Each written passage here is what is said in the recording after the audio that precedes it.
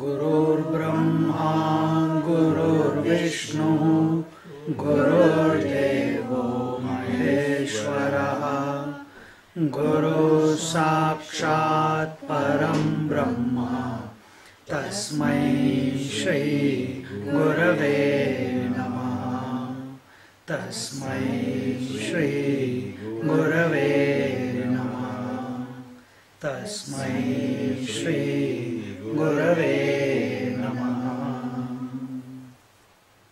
We are in Panchadashi, chapter 1, titled Tattva Viveka, Discrimination of the Real Principle, and we are on verse number 9. 9, na? Uncle? So we keep 8? No, 8 we concluded.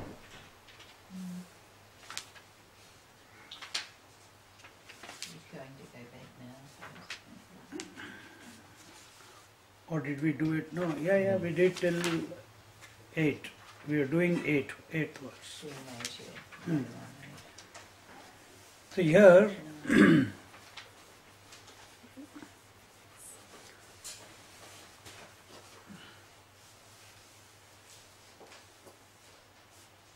what is discrimination of the real principle? What is being what is meant by discrimination here? Discrimination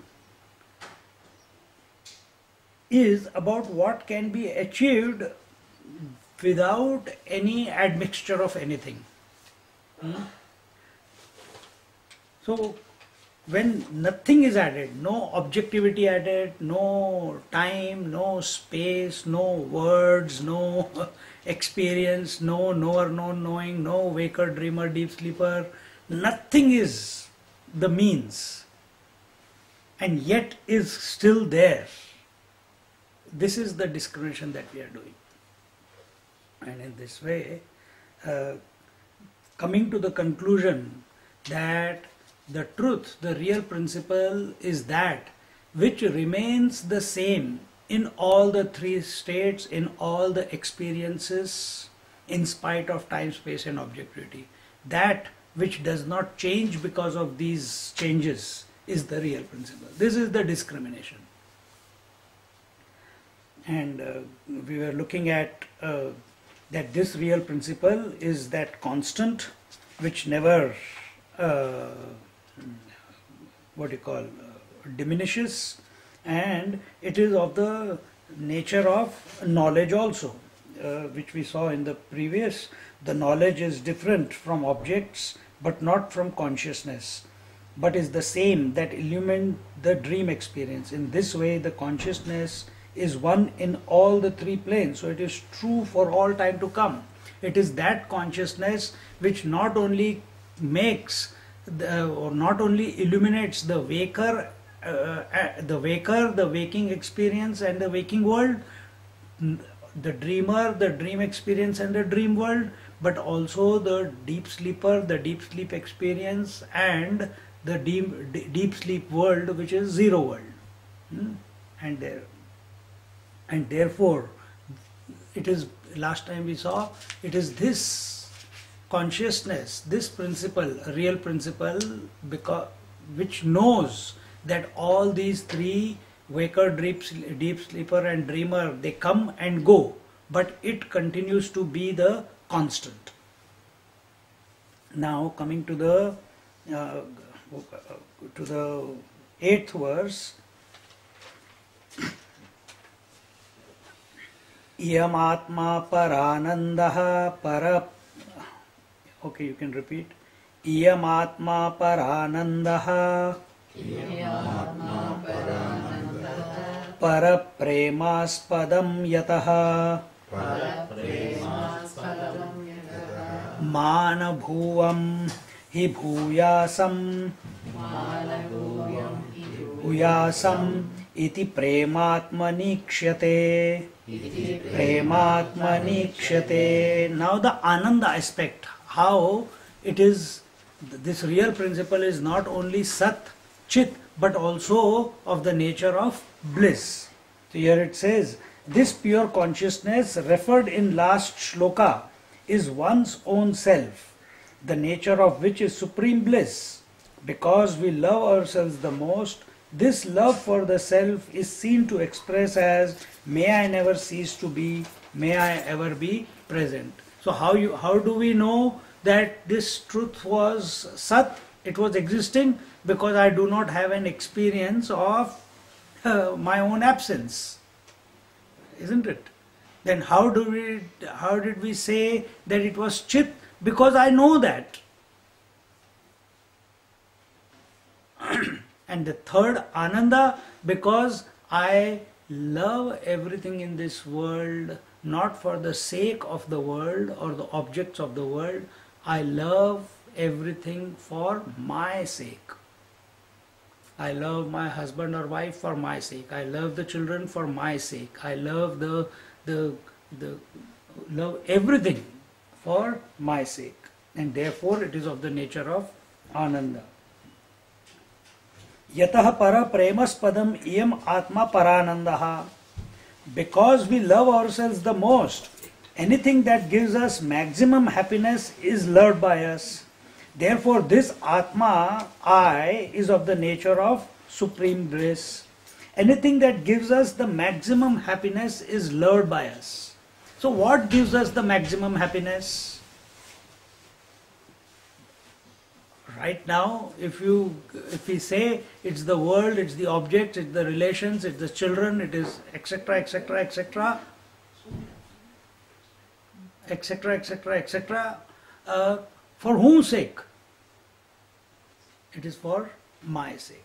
It is I who loves it, and therefore this I is also of the nature of supreme bliss.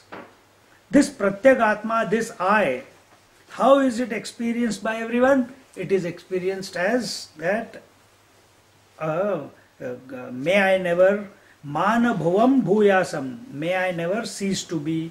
No one wants one's own absence because one loves oneself the most.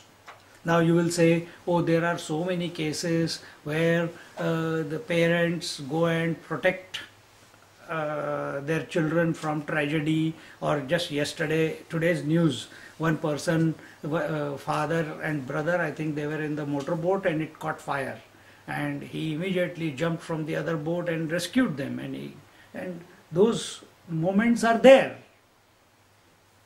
But everyone is wanting their own self-survival, isn't it? Why? Because they love themselves the most.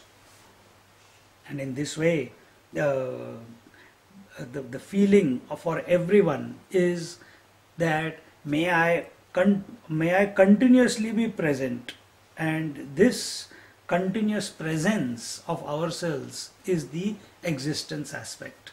And I know that I am continuously present from birth till today. Therefore, this knowing aspect is the Chit aspect, and I love myself the most. Therefore, that is the Ananda aspect, the joy aspect. And in this way, all the experience, all the triads, experiencer, experienced, the instruments of experience, the knower, known, knowing, the seer, seen, seeing, hearer, heard, hearing, the taster, tasted, tasting, all these triads are because of this real principle. And now don't take this real principle to be some object somewhere else. It is the I, the real nature of the I. But then I take myself to be the father, I may take myself to be the teacher, I take myself to be the student, as disciple, as a miserable person, as a happy person. I keep giving this definition to this I all the time. I am happy, I am sad, I am father, I am teacher, I am student, I am sleeping, etc., etc. Then you are the foolish one. Don't do that. because why that is happening, it will be told again afterwards. It is not, this will continue to happen, but in spite of this continuous dialogue taking place, we have to catch, we have to be, not only catch, we have to be the one who is uninfluenced by all these. And towards that, here it says,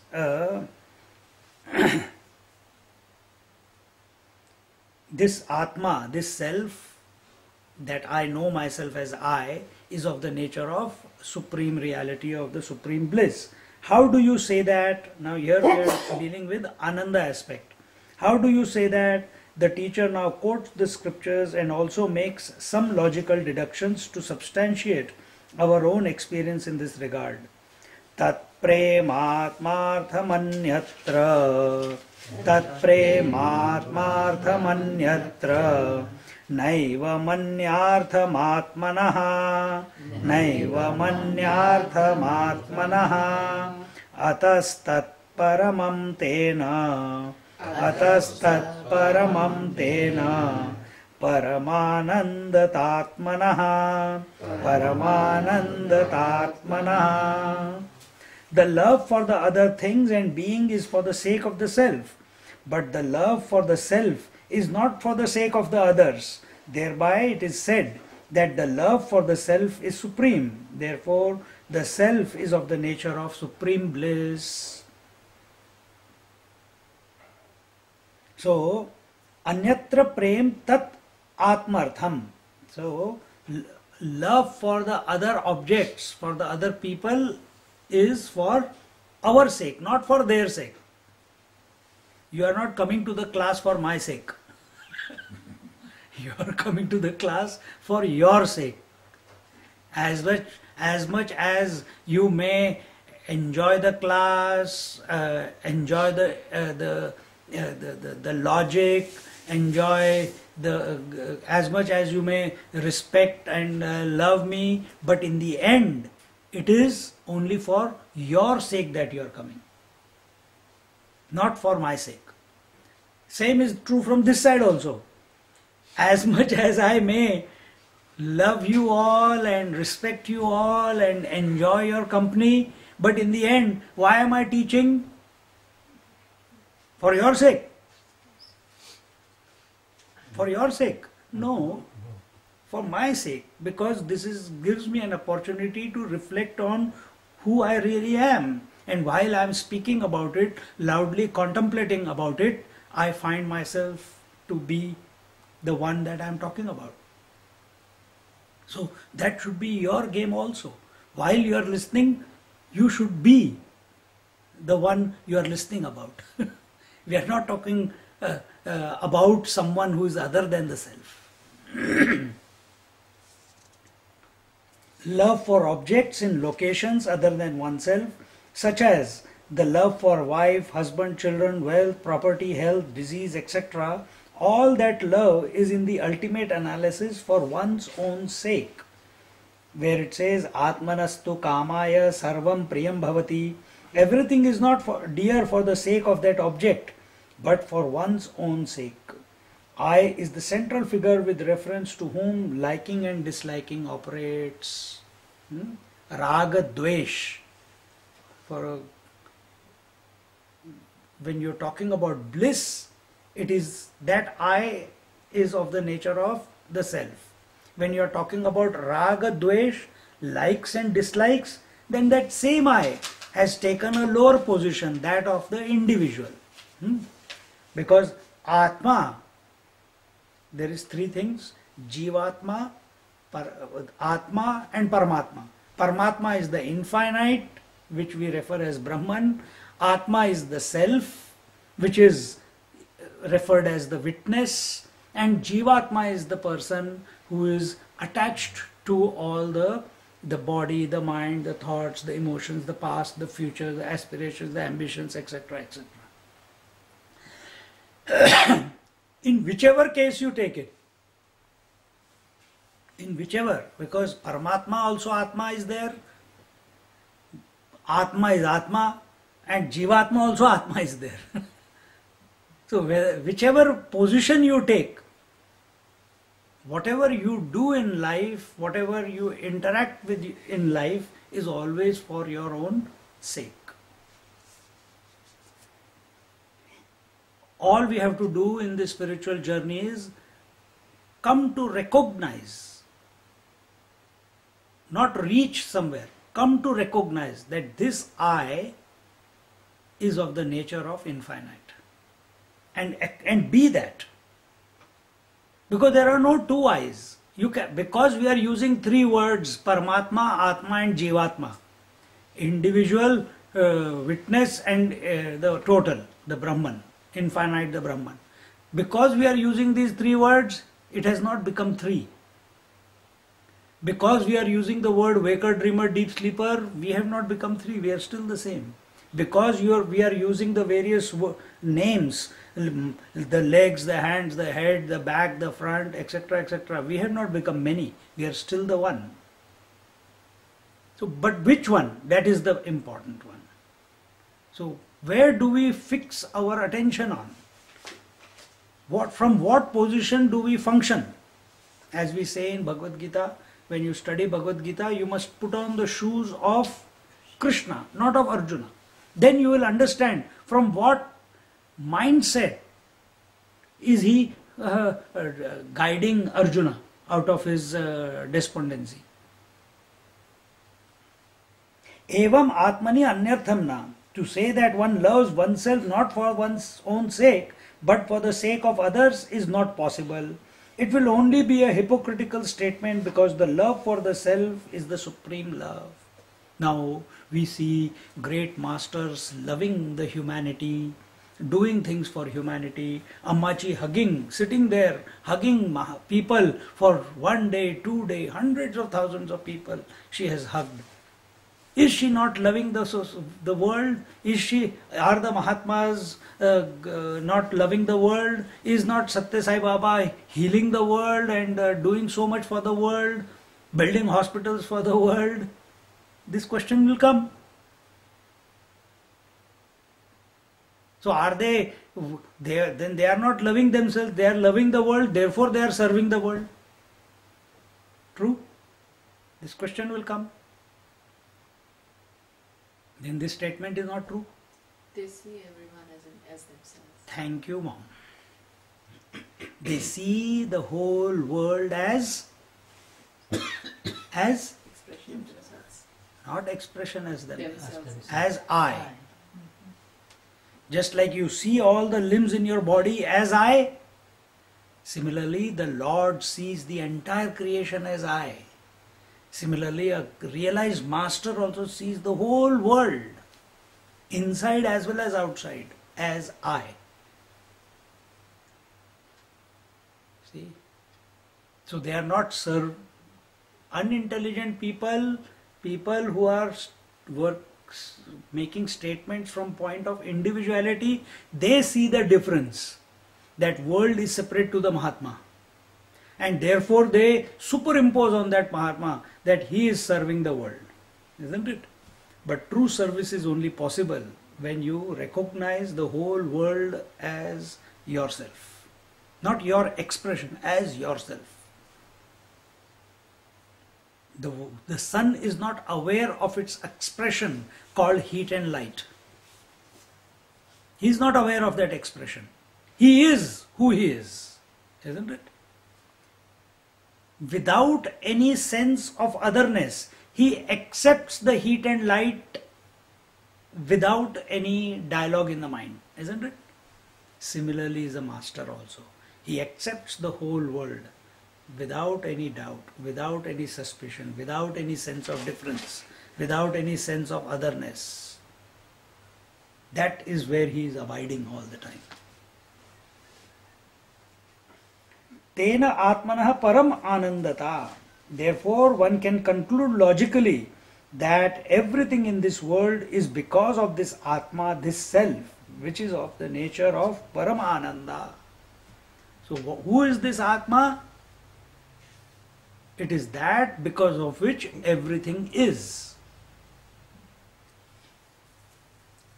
It is that because of which the waker is, the dreamer is, the deep sleeper is, and their corresponding worlds. It is that because of which the time, space and objectivity is. It is that because of which the good and bad is. It is that because of which the likes and dislikes are. It is that because of which everything is. When we come to recognize this, come to this point of being that I am that, at that very moment you will recognize, not because of your thinking, that this is, I am that, or this Atma is also of the nature of Paramananda, means infinite bliss. And what happens when it is of the nature of Paramananda? Parama Ananda, infinite bliss or nectarine bliss, is only possible when all differences and all othernesses have ended. Then alone it is possible. So if we enjoy the bliss of sleep because all differences end, imagine while consciously being awake, if all differences have ended, how much more bliss will be there? Deep sleep is only that state where the waking and the dream world is not allowed to enter. Therefore deep sleep. But imagine you are that. Why imagine? You are that. Which are not even tainted by the waking, dreaming and the deep sleeping. You are the one who's illuminating them. And how are you illuminating them? Initially you come to this conclusion that you are illuminating. When you come to realize that these three worlds in which this mind expresses as the waker, dreamer, deep sleeper, they are not other than me. Everything is I alone. That's when the Parama Ananda, the infinite bliss, reveals itself. It is not a creation, it is a revelation. Happiness and sorrow is an experience. What about bliss? Is it an experience? No, Not an experience. no. Happiness and sorrow are at the level of mind. Bliss is not at any level. It is your nature. When that bliss has to express through the mind, then it appears as happiness. But when it expresses through the mind, it is because of the sun, because of the sleep, because of the salary, because of the good bed, because of the good food, because of the relationships. The moment it comes into mind, it's always because of something. Something is the what do you call, impetus behind it. But your nature is independent of that. Yeah. If there is no reason for happiness, would that be bliss? When there is no reason for happiness, that is bliss. When there is a reason for happiness, then it is happiness. And happiness has an opposite called sorrow. So it will fluctuate. So if you are experiencing the bliss at the level of the mind, and which you go through the yoga, you go through the japa, you go through the kundalini path, the level of bliss keeps increasing as you go towards the sahasrar. But every time you come across a new level of bliss, there is every possibility of fall also. The higher you go, the deeper the fall. See? There is a possibility. But once understanding changes, once your convictions change, and what is the conviction? Right now the conviction is I am this individual, and now through even for 1 hour, 1.5 hours, your conviction continuously is by the scriptures is taken to the point that you are that infinite self again and again. That's why we come to satsang. That's why we take satsang, so that it's repeated on the mind again and again and again and again, and you go and live in the world. But don't wait for you to be convinced out there. Get convinced here, logically, so that there is no doubt left in your mind. When there is no doubt left in the mind, your convictions determine who you are. Isn't it? You have no experience. Parents told you, we are your parents. You accept without any doubt. You have the conviction that you are a good person. Nobody can doubt that. Let the whole world doubt, but you don't doubt yourself. You know that you have come up through hardship, you have become successful, you did what was required to come here for the benefit of your children, etc., etc. And you have done the hard yaka to come here and establish yourself. And that is the conviction that you have. You have seen what difficulties are there, you have seen the challenges, you have overcome the challenges and established yourself and come to where you are today. And if the world comes and tells you, no, you made a mistake, you did this, you did that, if you are convinced, nobody can change it. A thief is convinced that the society owes him, and and therefore he takes it whichever way he can. That is his conviction. The people in the northeast of India, they live with the conviction that revenge has to be taken from someone who has done some crime on their family or killed someone in their family. Those Pashtuni tribes or whatever those are called in Afghanistan. For not one generation, for generations that message is passed on, and they will take revenge. That is their conviction. Another person goes and he goes to Baba and he says, I will be healed, and he gets healed. Yet another one goes and checks, I will see if he heals me or not. He doesn't get healed. See? The food is the same. You go, you are hungry and you enjoy. Why? Oh, today God has given me another meal. And you enjoy it without any complaints. And another one has a different conviction. There is salt less, there is chili less, there is oil less, there is this less, there is that less. See? So who you are as a person is determined by the convictions that you harbor within yourself, isn't it? If your convictions change, automatically your performance outside in the world will change. Automatically your vision of the world will also change. Because you are convinced that I am this individual, so you see the whole world as separate to you. But if there was an opportunity for you to be convinced that, and no doubt is left, that you are of the nature of the self, you are the witness, everything is happening of its own accord, then automatically when you move around in the world, depending upon how deep that conviction is, your performance out there, you will not get affected by anything. See? Then where is the sadhana? Sadhana is to change your conviction, not superficially, subjectively. Subjectively. Can please be explained a status of no dukkha, no sorrow, absolutely no zero sorrow? Yes,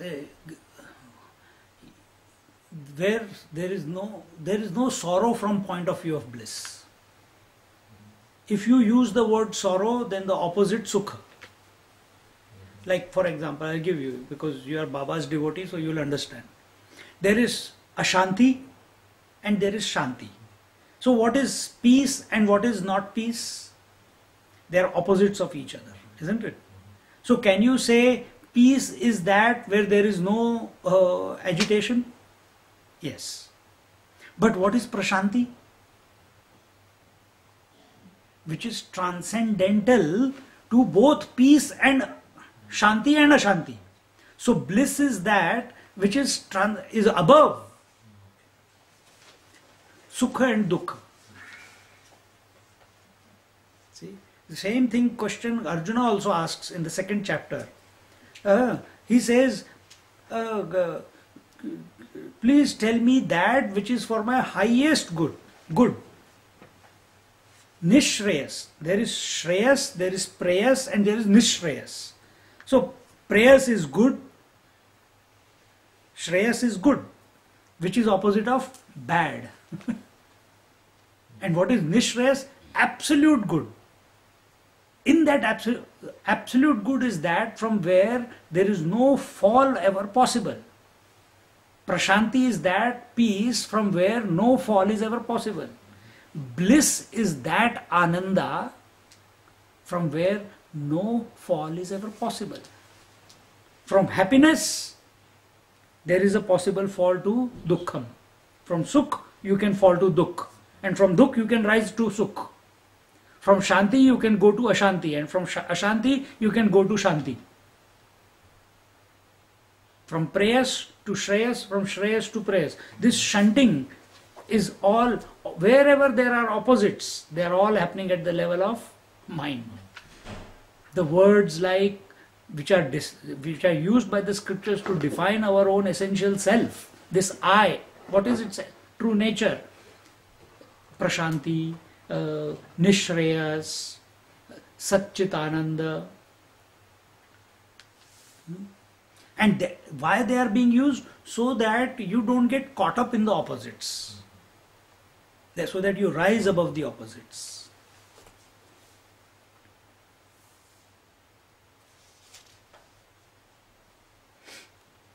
So in this way, so one can conclude logically. See, there are other ways that we concluded logically in different chapters, that the whole world creation is in the gross space. The gross space is in the subtle space. The subtle space is in the conscious space. So what was the logical conclusion? The whole world is not other than me. That was one way of looking at it in one of the chapters. Here the way is, everything is for the sake of I. Everything is I. All you have to do is change the definition of I. So if someone asks you, who are you? Immediately you say, I am this body, I was born on this date, I am the son of or daughter of this and this parents, I am the one who is married to this person, I have so many children, I live at this address, I have studied so much, etc. All those are add-ons. But who are you really? Who are you essentially? That we are talking about. We are not talking about because of something who you are. In spite of everything, who are you? Continuing the thought further, the teacher proceeds to establish Brahmatmaikya Bodha by explaining that this Satchit Ananda, the essential nature of I, the Atma, is also the nature of the Brahman which is referred to in the scriptures. So as I said to you before, Jivatma, Atma, Paramatma. So here what was told, that this Jivatma is of the nature of Atma. Now it is being told that this Atma is of the nature of Paramatma, the Brahman, essentially. There is no difference. Otherwise, what will be the fault that we will fall into? That I have come to know myself, rest of the world is still ignorant. So that we don't fall into that trap. That's where the yoga takes you. Itham satchit paranandaha, itham satchit paranandaha, atma yuktya tatha vidham, atma yuktya tatha vidham, param brahmatayoshchaikyam, param brahmatayoshchaikyam, Shrutyante shupadishyate. In this way, the self is proved to be Satchidananda. The Upanishads declare that the Parabrahman is also of the nature of Satchidananda. Therefore, the identity between the self and the Param Brahma is expounded in the Mahavakya of the Upanishad. Which one? You are that, Tattvamasi. So what have we seen in the previous verses? That this individual I that I am considering myself to be, who is of the nature of, at this moment we know ourselves as the waker, dreamer, deep sleeper, etc., etc., who is experiencing the waking world, dream world and the deep sleep world, through logic we came to the conclusion that it is of the nature of the witness. It is that which is self-effulgent. It is that which never changes. It is that which is illuminating all the other three. And how is it illumination? It is an illuminationless illumination. It is itself expressing as the waker, dreamer, deep sleeper. It itself is expressing as the waking world, dream world and the deep sleep world. It itself is expressing as the instruments through which the waker, dreamer and deep sleeper are experiencing their corresponding worlds. But this witness has not become any less. It continues to be the same. And that you are. This was told. And what was also told, that this self that we have just now told you about, that you essentially are, is of the nature of Satchitananda, and that was also proved. That you have never experienced your absence, that you know that you have never experienced your absence, that you know the waker, dreamer and deep sleeper come and go, and also you are of the nature of bliss, because everything you do in this life is for your own joy. Everything is for the sake of the I. So we were brought to a point where our attention was taken away from the individuality, and it was proven that you are the witness who is of the nature of existence, consciousness and bliss. Recognize yourself as that. Don't undersell yourself. Now what is being told? That this self that we have brought you to, that you recognize yourself as Satchidananda, and that reality that we talk about, or the Upanishads talk about, the scriptures talk about, that is also Satchidananda. So how can there be two Satchidananda? They are essentially one and the same. So don't consider that you are only the witness. No, this witness itself is that Paramatma. This Atma itself is that Paramatma. And therefore, Ittham yuktya Atma Satchit Parananda. In this way, through logical deduction, it has been concluded that the Atma is of the nature of pure existence, pure knowledge and supreme bliss. In the Upanishads also it is explained and declared that the Param Brahma is also of the same nature, namely Satyam Jnanam Anantam Brahma, that is Satchidananda Brahma. Tayoho cha aikyam, and therefore the oneness in the Tvam Pada and Tat Pada is explained and established in the Vedanta Shastra. So, Brahmatmaikya Bodh. The Aikya means the unity, the oneness. The oneness is not of the individual with the total. Individual is an illusion. Individual is incomplete knowledge.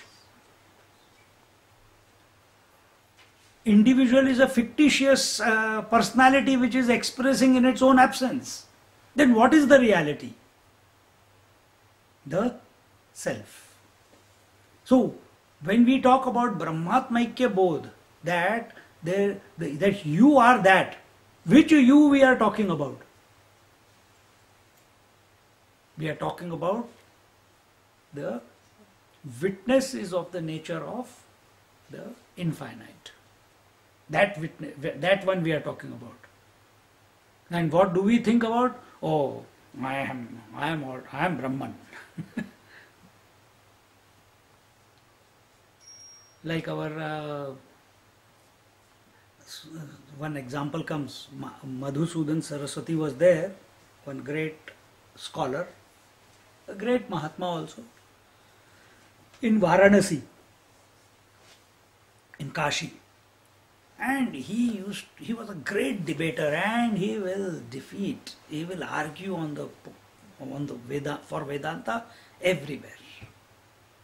And one day, one old man, an old sadhu, came to his lecture hall where he used to sit in the ashram. Without waiting for him to welcome this, that, no. Went and sat on his chair. Straight away. And Madhusudan Saraswati said, "Arey." But wise man, he did not argue or anything. He says, who is this person who has the audacity to sit on my Vyaspeeth, on the Vyaspeeth from where I talk? He cannot be someone, just like that. And he went there to prostrate to him, "O great master." He didn't say anything. No unnecessary talk. He says, "Are you happy when you defeat someone in debate?" He says, "Yes." He says, "Do you feel sad when you get defeated by someone?" He says, "Yes." He says, "You are still in duality and you are talking about that one. You are still uncooked. Prepare yourself." At that moment, Madhusudan Saraswati, who had done his sadhana for so many years, he's clear in all the Vedantic principles, everything, that one without a second, one without a second, one without a second. He says, "What do I do?" Suddenly, someone has to open your eyes to it. And that time he was told, "Go and remember the Lord. Purify your mind, because that mind is still having this impurity of duality, which is expressing as joy when you win and sadness when you lose. If you are talking about Brahman, you are still seeing him as separate to yourself."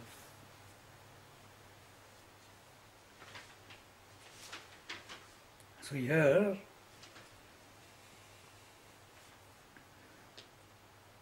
the Tvam Pada in the Mahavakya, Tattvamasi, is with reference to our essential nature. It is not with reference to our ego. Individuality is ego. It is not with reference to our ego. Don't start thinking that I am that. Aham Brahmasmi. The teacher says you are that and you say I am that. Which you? The ego you. There is no question of that. It is imperative that the ego, the individual, through where bhakti, jnana, yoga, whatever, purifies itself and comes to the threshold where he is able to recognize, from the devotion point of view, he recognizes that everything is Lord. From Vedanta point of view, he comes to recognize I am the self, not the individual. From yoga point of view, again the same thing. He comes to the Nirvikalpa Samadhi. Then alone, Tattvamasi Mahavakya, you are that, has the capacity to make an impact on you. Only then. Only then.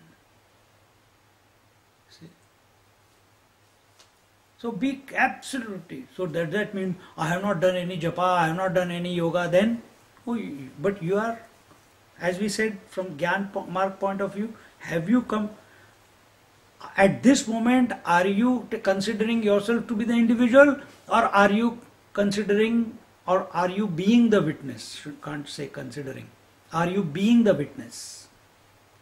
If you are being the witness at this moment while everything is going on, Tattvamasi, that you are that statement will immediately catch you like an explosion.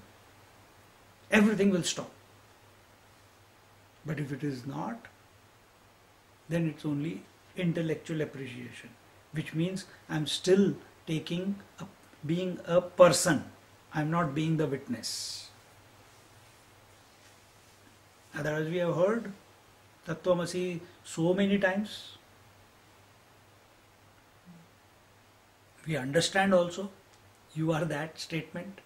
Then why am I not able to abide in that realization? This is the reason.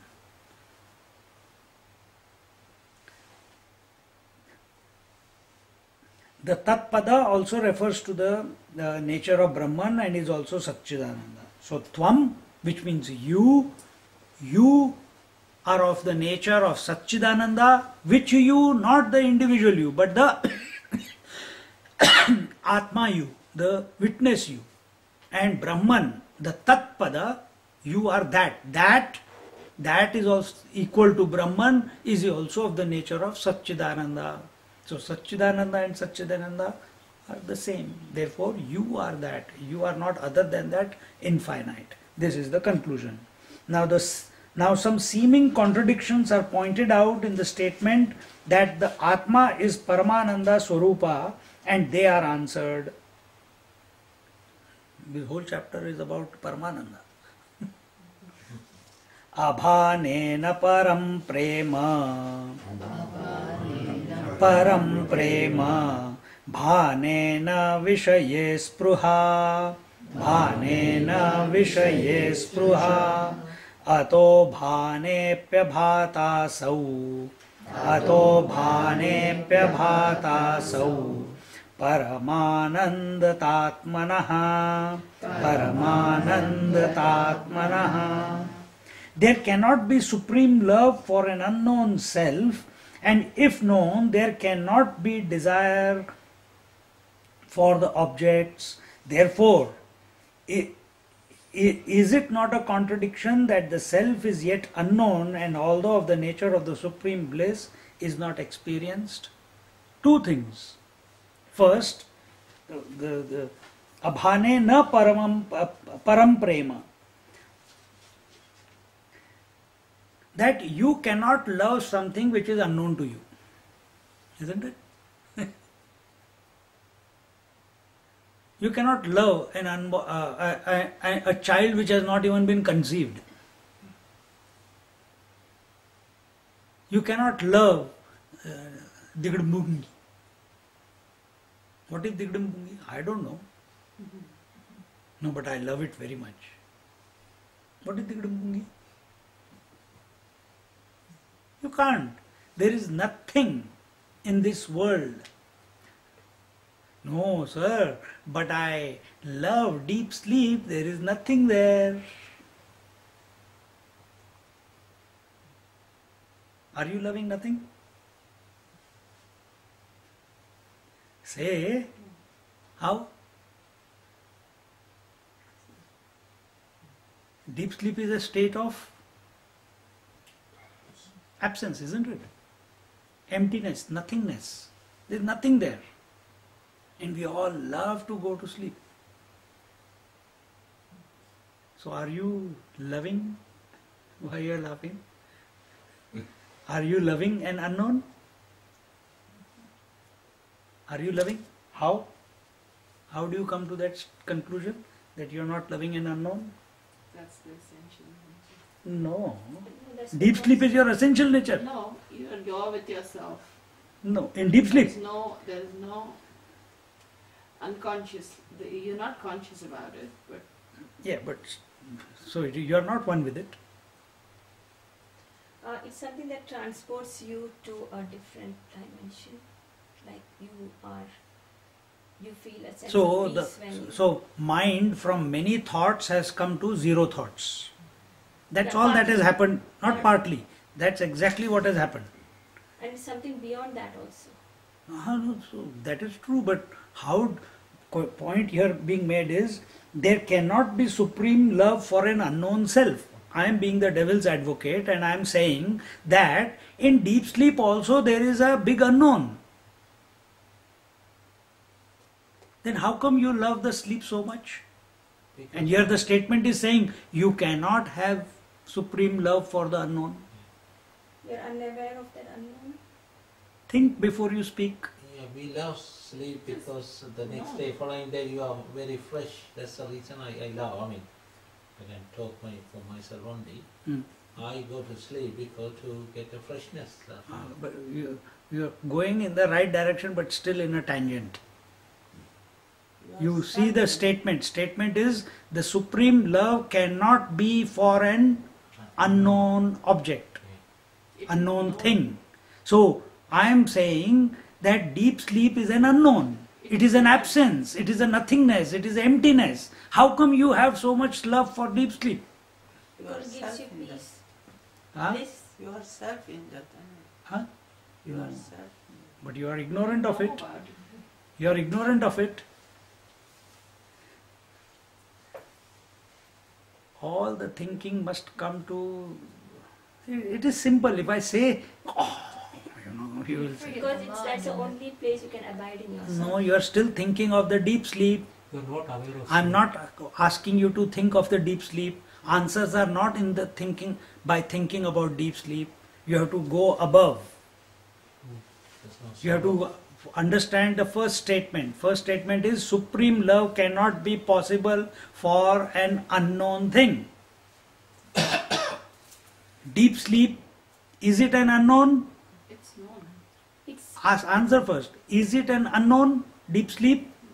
It is known by the higher self. Good. So someone knows. Someone knows that deep sleep is there. Isn't it? So even from an individual standpoint, deep sleep is an unknown. From the witness standpoint, deep sleep is also a known. How do you know? Because your mouth speaks it when you get up in the morning. That I had a great sleep. But you were not there, then who was there? Then it must have been the witness.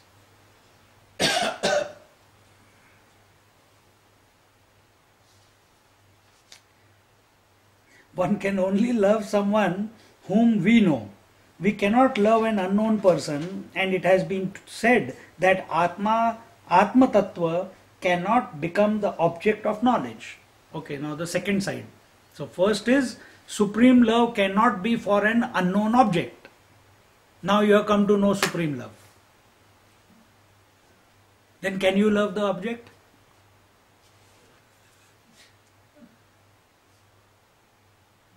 Now you have come to know the supreme love. You have come to know the self. Now can you love the world? Now can you love the waking world, dream world and the deep sleep world?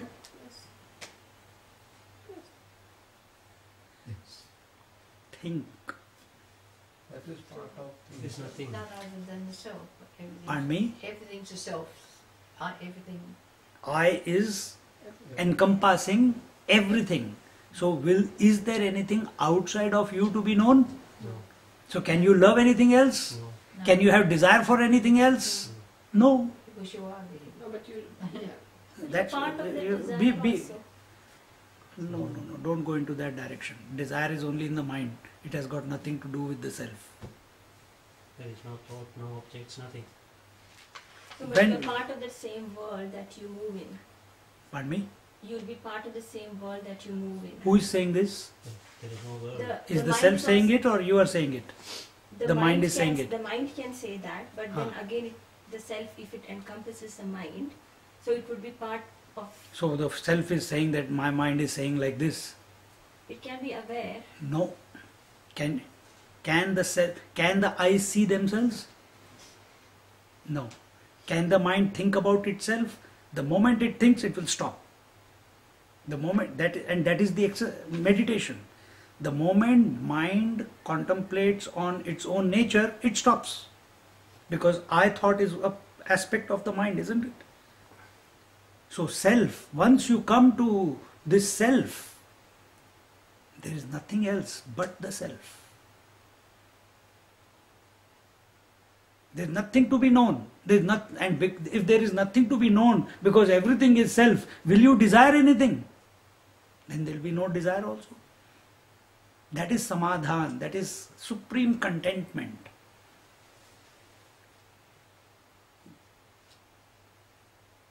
See? And that is what is being told here, that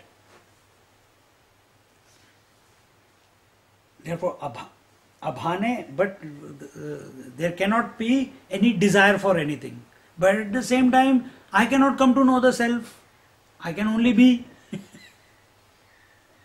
When we are taking from as an individual, as a seeker, when we are thinking, when we are put these two statements in front of us, that the self is beyond the thoughts, and the second side is that to know the supreme, the reality, you cannot, the reality cannot know something, how did we say?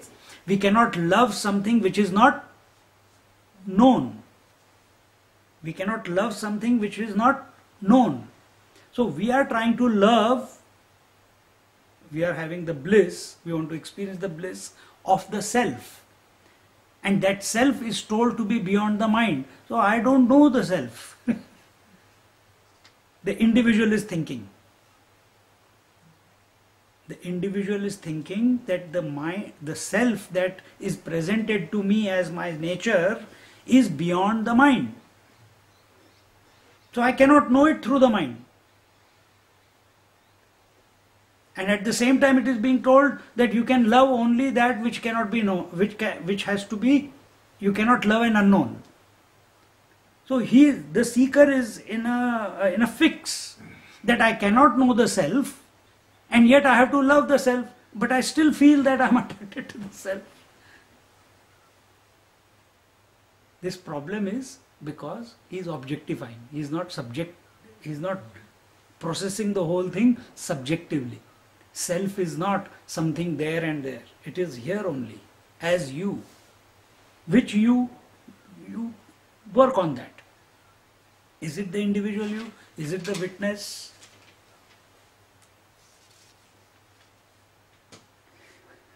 Furthermore, Vishaya Bhane Spruhana, when one sees the world of objects, one should not have any desire for them because one loves oneself the most.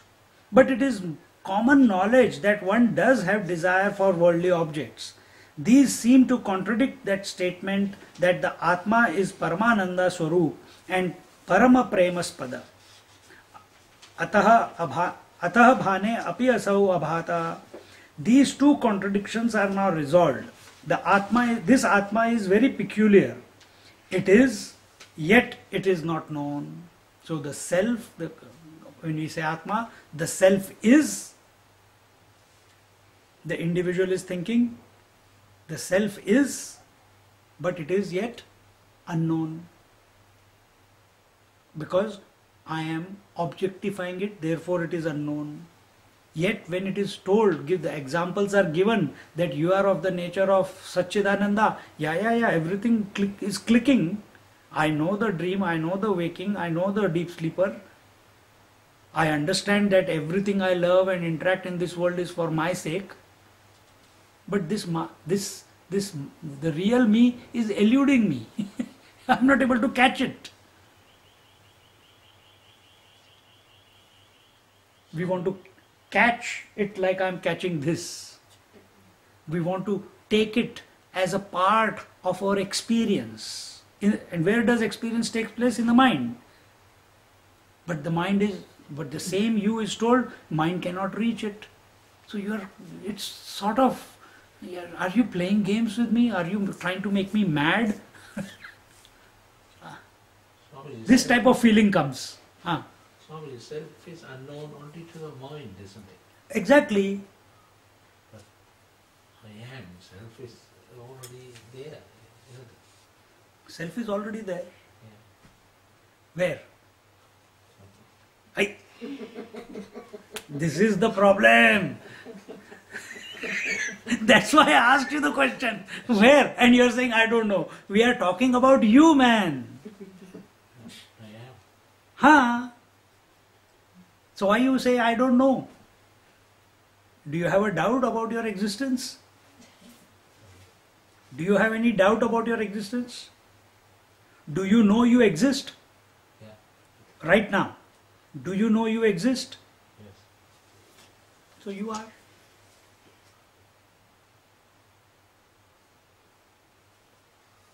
It is in your presence that the mind is thinking in this manner.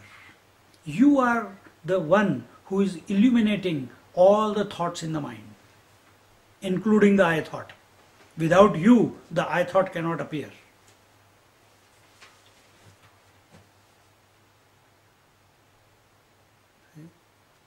So there is no question of I don't know.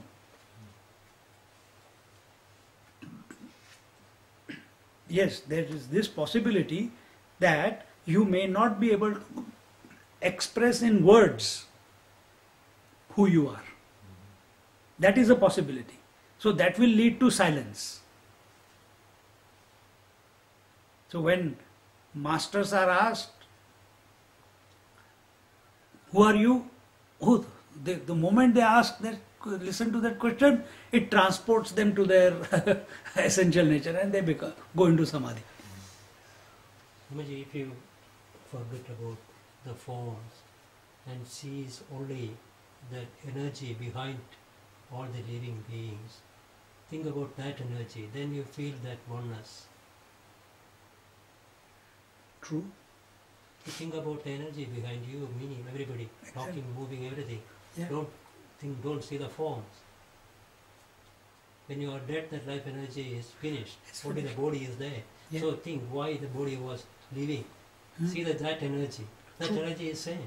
It's the Then same. you can see oneness. But where will you experience that energy? Can you experience that energy outside? No.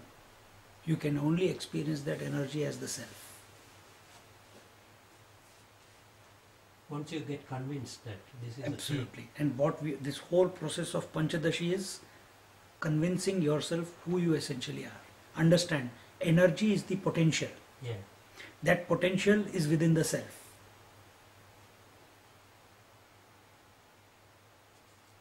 When it says that the Paramatma desired to experience himself.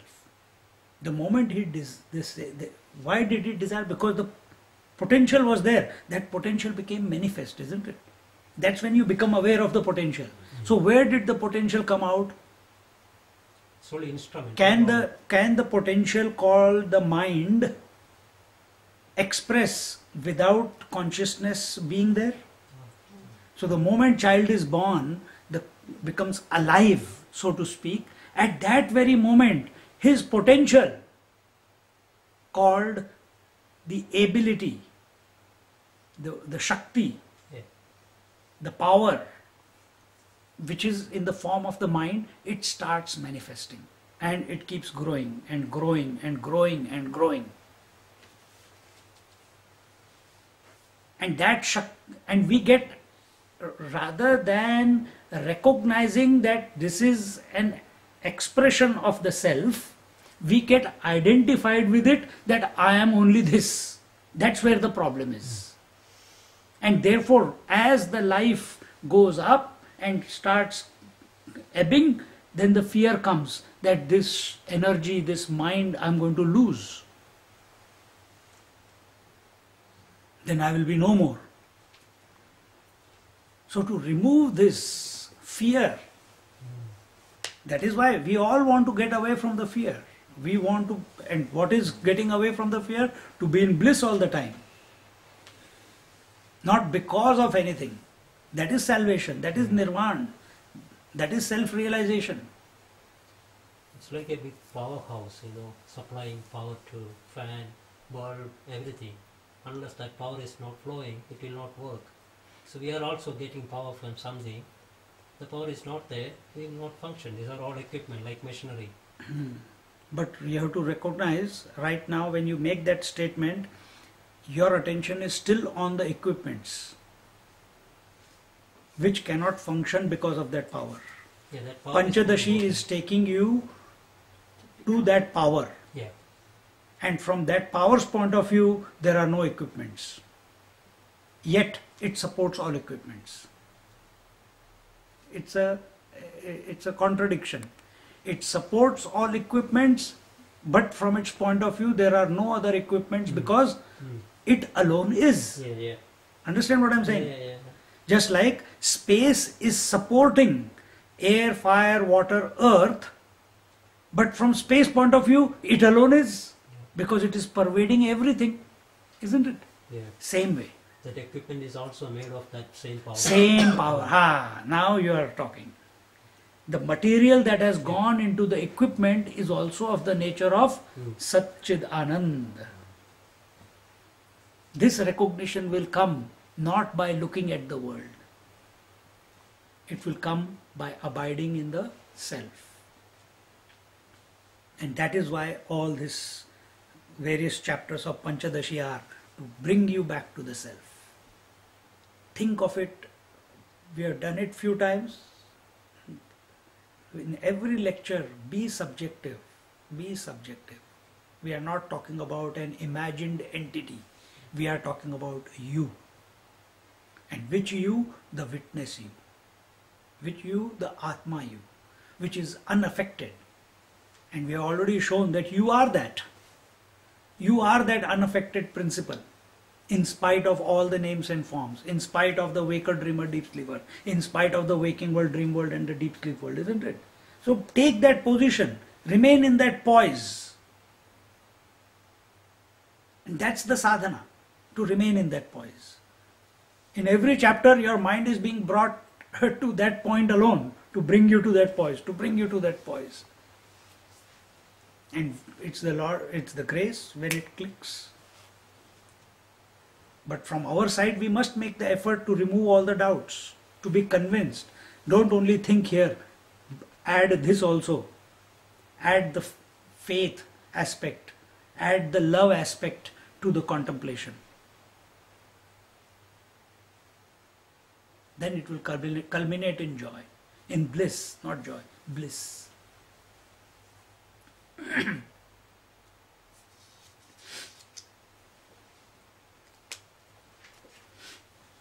This Atma is very peculiar. It is, yet it is not known. And Paramanandata, although it is of the nature of supreme bliss, that bliss is not known. Now don't think reality is not known. No, you, when I am speaking or you are reading, you should be that even though I am of the nature of supreme bliss, but I am not experiencing supreme bliss all the time. This is making it subjective. Don't keep it objective. I am, yet I don't know that I am continuous. Because the connotation of being continuous means I should not be disturbed by anything. I should not be affected by anything. I should not go through the ups and downs of life. I must be only witnessing them. Am I? No. So that means something, my intellect is still not convinced yet. This is how you have to respond to what you listen in your mind. Or you take the position, yes, what is being said is true. Everything is for the self that I am. Everything is the self is unaffected by everything. It is, and which self I am. So you're totally with yourself while you are listening to this talk, to this contemplation. Not only in the head. Not only in the head. While your mind is speaking, because whatever words are falling on your ears, they are creating impression of thoughts in your mind, isn't it? If I ask you, what did I say? You will say, you said, if I will ask you. Why? Because that formed an impression. So your mind is speaking maybe a little bit behind everything that I am speaking. Is it not? Be a witness of that.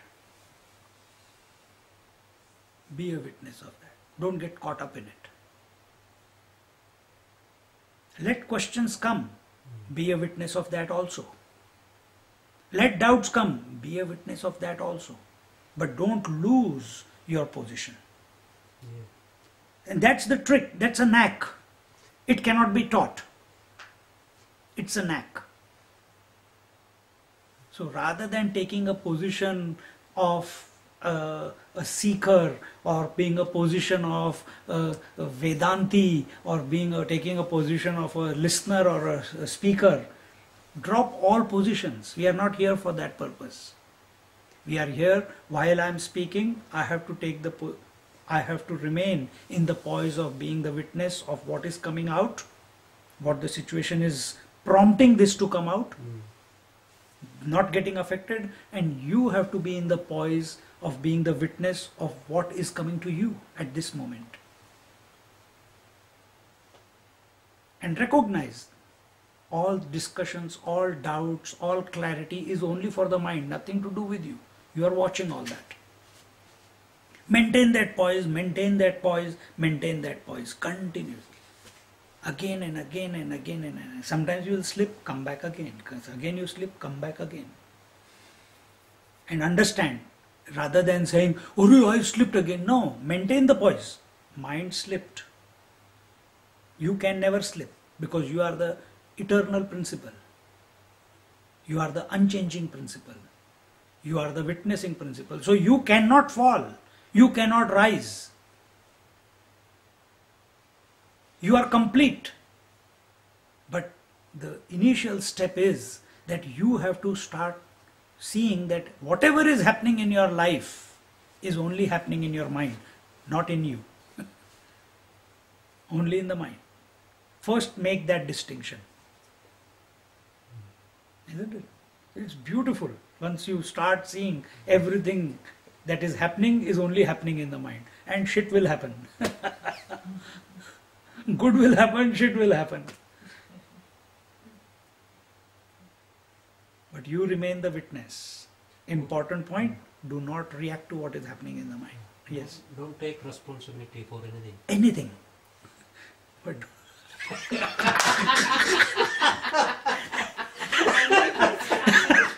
Swamiji, where have you taken my... Just leave it to him. Technically speaking, Leave it. absolutely right. Yeah, just leave it Absolutely right. to him. We are not But here. we are not talking about it should not, this type of language, what we just speaking, that do not take responsibility, it is not to be announced in the world. It is a deep knowingness within yourself that everything is just happening at the level of the mind. Responsibility, no responsibility, devotion, knowledge, yoga, realization, all are concepts in the mind. Let it be. When I get frustrated, the easiest way and the quickest way to come back to yourself is mind got frustrated. Don't try to justify anything. The more you come to this, the love for the world will increase. Not as an object to be indulged in, but that love will be as you love yourself. Do you indulge in yourself? No, you just be.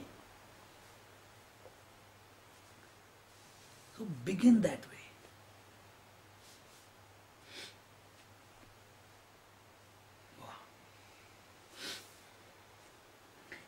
Is this not playing with the words? No, that the Atma is Paramananda Swarupa and yet is not known. This can be made clear by an example. So, this self is always present. But why are you not experiencing it? Why are you not knowing it? That example is being given. And what is it? Adhye Truvarga Madhyastha Adhye Truvarga Madhyastha Putradhyayana Shabdavata Putradhyayana Shabdavata Bhanepyabhanam Bhanasya Bhanepyabhanam Bhanasya Pratibandhena Yujyate Pratibandhena Yujyate. Although Atma is present, it remains unknown due to some obstacle. Obstacle, the word used here is pratibandha. Pratibandha is that obstacle because of which a particular thing is not seen as it is. Example, because of the clouds, the sun is not seen. So cloud has become pratibandha in your vision of the sun. Where is the sun behind the clouds? Is it here? Is it there? Is it there? If the whole day clouds are there, you don't know the exact position. But all you have to do is remove the pratibandha and the object reveals itself. All you have to do is remove the obstacle that is not allowing you to see yourself, and the self will reveal. It's not that you will come to see the self. Self will reveal. And what is the pratibandha? Mind. Thank you. Mind is also not a problem. It's the thoughts which are the problem, the desires which are the problem. Because mind essentially is of the nature of consciousness. So here the example is being taken. Although it is manifest, yet it remains unrecognized. Even though the self, it is because of the self everything is happening in your life, but the self itself remains unrecognized. It remains undiscovered by you. How is this possible? That it is there and yet I am not knowing it? Just like people know that they have the potential, but they do not express their potential till they are pushed in certain situations, isn't it?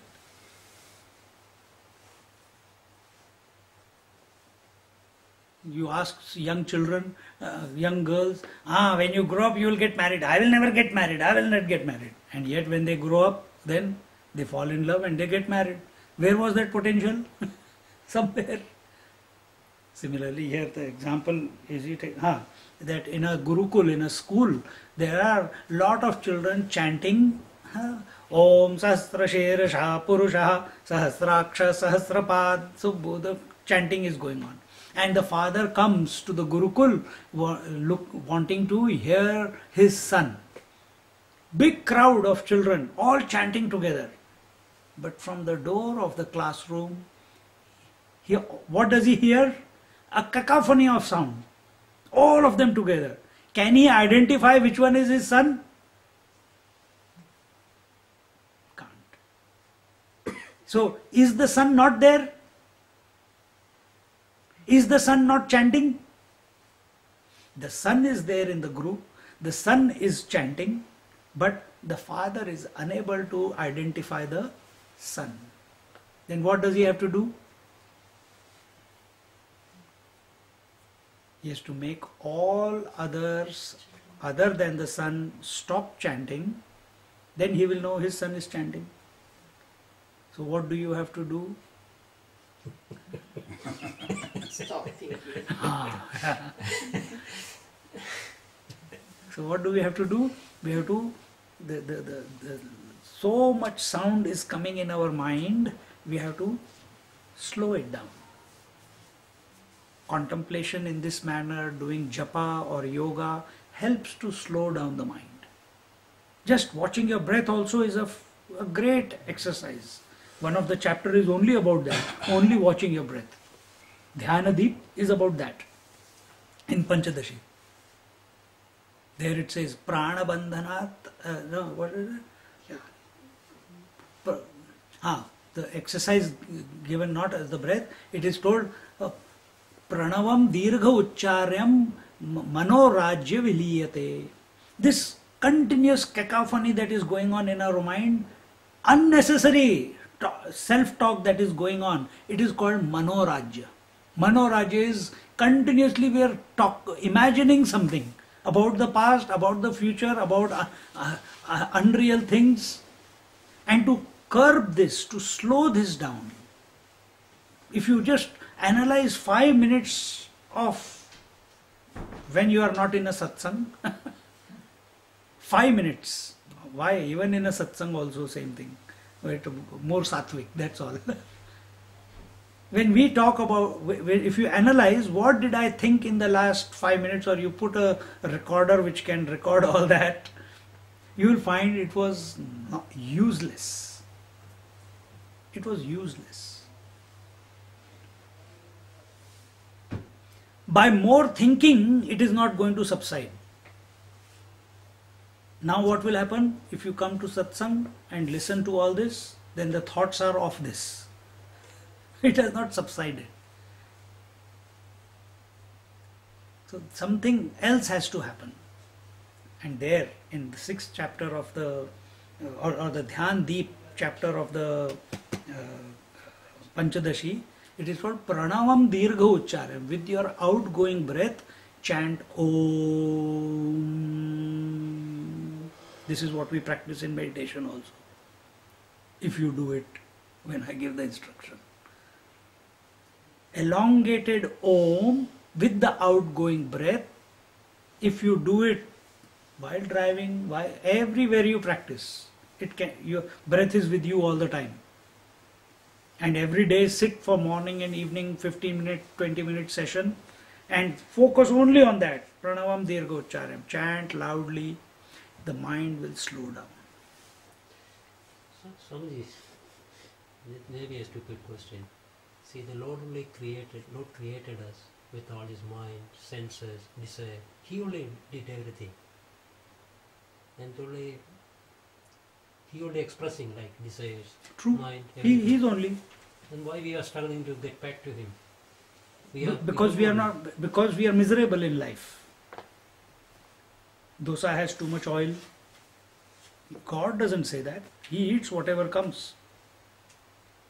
Attachment. It is too spicy. The coffee is too strong. It is too stressful at work. God never says He is running the whole creation. He is not stressed. Who is stressed? Individual. Find out. Individual, yeah. So if you are recognizing that everything is of the material and nature of the Lord, then live like that. That means you will have to refrain from making any complaints, any judgments. Maybe he wants people to suffer or happy. He who is of the nature of Satchidananda Swarup cannot. Time kya hai? I don't have a watch with me. It's 9. 9? Nearly 9. So if he is of the nature of Satchidanand, there is no way you can say that he wants everyone to suffer. Now, while we were having the discussion, were you the witness of the mind having this type of diatribe, or you're taking ownership? I'm like that. No. Watch. Mind will come up with many things like this. And clarity is required for the mind in order to calm down. And when mind is calmed down, it comes to realize all the thinking was unnecessary. Every night, where does all your aspirations, ambitions, fears, etc., responsibilities, where do all they go when you go to sleep? Duplicate that in your waking life. That's all. Om Purnamada Purnamidam Purnat Purnamudachyate Purnasya Purnamadaya Purnamevavashishyate. Om Shanti Shanti Shanti. Harihi Om Shri Gurubhyo Namah. Harihi Om. Just sit quietly for 30 seconds.